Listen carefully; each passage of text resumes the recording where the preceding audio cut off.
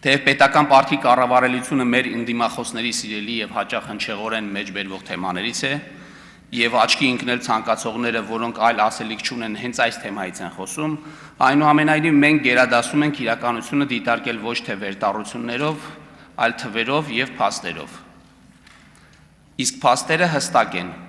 Մեր պարտքային քաղաքականությունը կայուն է, կանխատեսելի եւ պատասխանատու։ Հաճախ կարդում եմ այն մասին, որ 2018 թվականից ի վեր մեր պետական պարտքը կրկնապատկվել է։ Ստիպված եմ կրկնել, որ պարտքն ուղղվում է մեր պետության տնտեսական պոտենցիալի բարձրացմանը, այսինքն հայաստանցիների հարստանալու եւ իրենց բարեկեցության բարձրացման հնարավորություններն ընդլայնելու ուղղությամբ։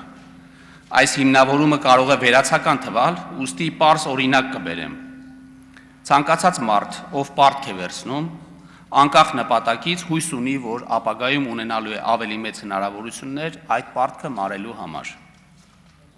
Կախված նրանից, թե այդ պարտքով ինչպիսի ծախսեր են արվում, կարելի է գնահատել ապագա եկամուտների վրա դրանց հավանական ազդեցությունը։ Օրինակ, եթե մարդը պարտք է վերցնում նոր բիզնես հիմնելու,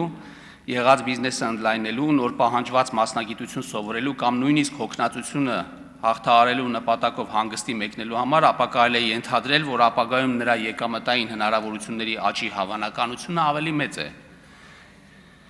քան եթե պարտքով փող է վերցնում մեկ այլ պարտք մարելու, նոր տարին տոնելու կամ ցանկացած այլ ծախսի համար, որը չունի որևէ երկարաժամկետ կամ միջնաժամկետ ազդեցություն։ Արդեն իսկ նշեցի, թե պետության պոտենցիալի բարձրացման ուղղված պարտքն ինչ նշանակությամբ է կիրառվում։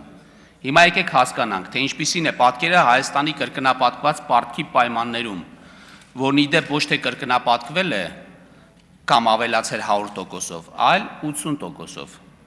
Եվ այսպես, վերջին 7 տարիներին մենք անգամ ենք ավելացրել եկամուտները,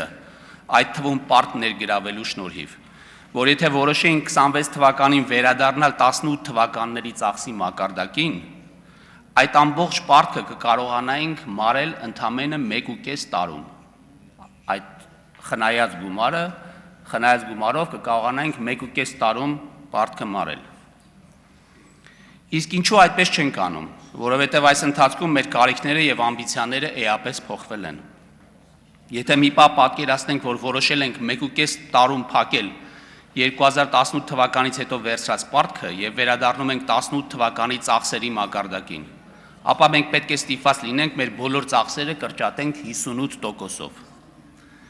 Եթե վերադառնանք 18 թվականի ծախսի մակարդակին, ստիպված պետք է լինենք պաշտպանության ծախսերը կրճատել 429 միլիարդ դրամով կամ շուրջ 65%-ով։ Կրթության ծախսերը 178 միլիարդ դրամով կամ 60%-ով։ Սոցիալական ծախսերը 489 միլիարդ դրամով կամ 54%-ով։ Տնտեսական զարգացման ուղղվող ծախսերը 117 միլիարդ դրամով կամ 50%-ով։ Հիմա ինքներդ որոշեք, մեր պարտքը կառավարելի է եւ արդյոք պետք է այն հենց հիմա վերադարձնել 2018 թվականի մակարդակին։